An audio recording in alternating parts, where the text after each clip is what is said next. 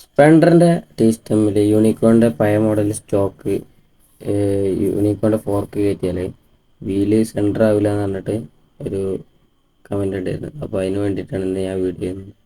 അപ്പോൾ ആദ്യം അതിന് വേണ്ടത് നമ്മൾ രണ്ട് ഇതുപോലത്തെ വാഷർ മേടിക്കണം. ഈ വാഷർ ഏതാണെന്ന് വെച്ചാൽ വലിയ വണ്ടി ഈ ലൈലാൻഡ് ദോസ്തൊക്കെ പണിയെടുക്കുന്ന കടയിൽ അല്ലെങ്കിൽ അതിന് വലിയ വണ്ടികളൊക്കെ പണിയെടുക്കുന്ന കടയിൽ ഈ ചേസിന് തന്നെ വാഷർ വരും. അങ്ങനത്തെ വാഷറാണിത്. അപ്പോൾ ഇതേത് വണ്ടീൻ്റെ അറിയില്ല, പക്ഷേ വലിയ വണ്ടീൻ്റെ വാഷറാണ്. ചേസിന് തന്നെ സ്പേസർ വാഷറാണിത്. ഇങ്ങനത്തെ രണ്ടെണ്ണം മേടിക്കുക. ഇത് ഒന്ന് വലിപ്പം കൂടുതലൊന്ന് വലിപ്പം കുറവും. എന്നിട്ട് ഇതേപോലെ ഇട്ട് കൊടുത്താൽ മതി. അതായത് യൂണിക്കോണിൻ്റെ ആക്സിൽ ഇട്ടതിന് ശേഷം സ്ലീവ് ഇട്ട് കൊടുക്കുക. സ്പീഡോമീറ്ററിൻ്റെ ഇപ്പുറത്ത് ഞാൻ ഒരു സ്ലീവ് ഇട്ട് കൊടുത്തിരുന്നു. പക്ഷേ സ്പീഡോമീറ്റർ തിരിയൊന്നുമില്ല.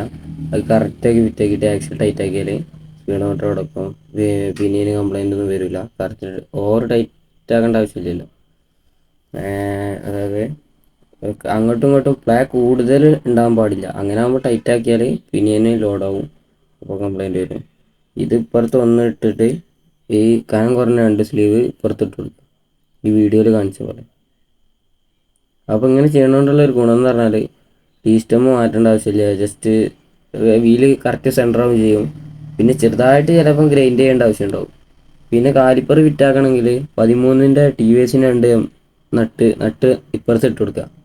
അപ്പോൾ ഇത് ഞാനെടുത്ത് 10ൻ്റെ ബോൾട്ട് ഏതാണെന്ന് വെച്ചാൽ ആപ്പില്ലേ, നമ്മളെ ഓട്ടോറിക്ഷ ആപ്പിൻ്റെ PT വർക്കറിന് വരുന്ന 10ൻ്റെ ബോൾട്ടാണ് എടുത്തത്.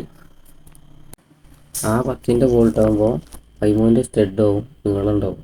അപ്പോൾ ഈ 13ൻ്റെ രണ്ട് ടി വി എസിൻ്റെ നട്ട് ഇപ്പുറത്തിട്ട് കൊടുത്തതിന് ശേഷം കാലിപ്പർ നേരെ ഫിറ്റാക്കിയാൽ മതി. ഞാൻ രണ്ടാമത് കാലിപ്പർ അയച്ചെന്താ വെച്ചാൽ പേഡ് മാറ്റാണ്ടായിരുന്നു.